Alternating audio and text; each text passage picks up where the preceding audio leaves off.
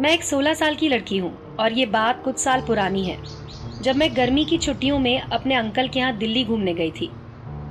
मैं वहाँ जाकर अपनी कजन कीर्ति से मिलने के लिए काफी उत्साहित थी। कीर्ति और मेरी उम्र में 3 साल का फासला था। मेरे चाचा और चाची दोनों एक ही जगह पर काम करते थे और एक दिन काम के बाद उन्हें किसी समारोह में जाना था। उस दिन कीर्ति मुझे अपने एक दोस्त के यहाँ ले गई। उसके यहाँ तैरने के लिए पूल था और हम लोगों ने पूरे दिन तैराकी की। जब मैं वापस कीर्ति के यहाँ आई तो लगभग 4 बज चुके थे। शाम ढलने में अभी भी वक्त था और तभी अचानक कीर्ति के फोन में नेटवर्क ही चला गया। उसके फोन ने काम करना बंद कर दिया। चिंता मत करो, मेरा फोन है ना, और ये अभी एकदम नया है, मैंने कीर्ति से कहा। हम लोगों ने बाहर ही 1 घंटे का समय और बिताया और फिर अंदर जाकर मेरी चाची को फोन करके उन्हें बता देंगे कि घर पर सब ठीक है, हमने ऐसा सोचा। घर पहुंचने से पहले ही मैंने देखा कि मेरे फोन ने भी काम करना बंद कर दिया है। मैंने उसकी बैटरी निकालकर वापस लगाई, लेकिन फोन अब भी काम नहीं कर रहा था।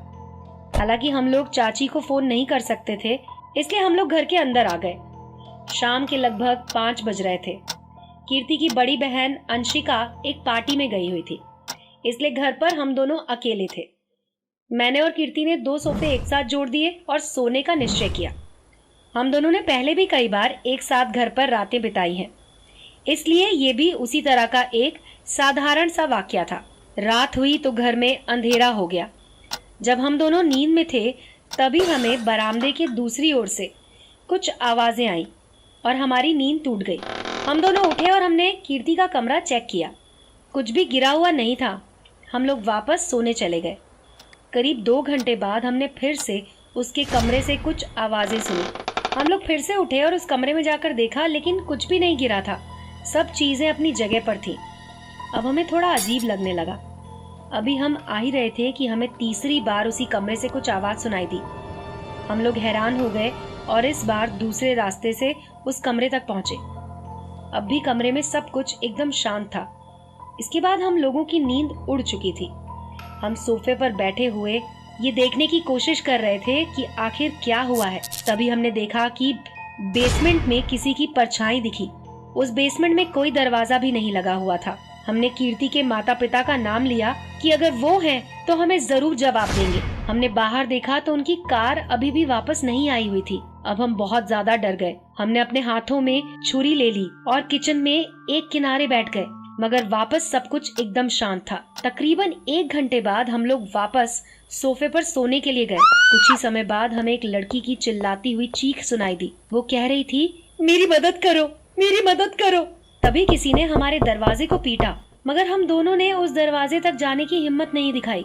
हम लोगों को बेसमेंट में फिर से एक परछाई दिखाई दी। हम दोनों डर गए। हम दोनों ने निश्चित किया कि दरवाजा ठीक तरह से बंद तो है ना, और वापस सोफे के पीछे जाकर बैठ गए। आधे घंटे बाद हमें बाहर पुलिस और एम्बुलेंस की सायरन सुनाई देने लगी। हम लोग फिर से दोबारा सोने की कोशिश करने लगे।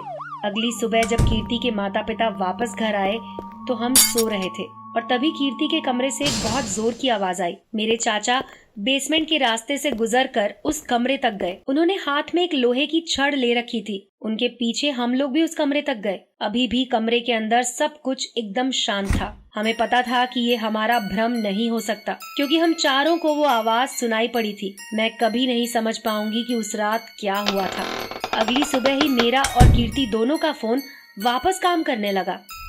उस दिन के बाद से मुझे उनके यहाँ जाने का मन नहीं करता था।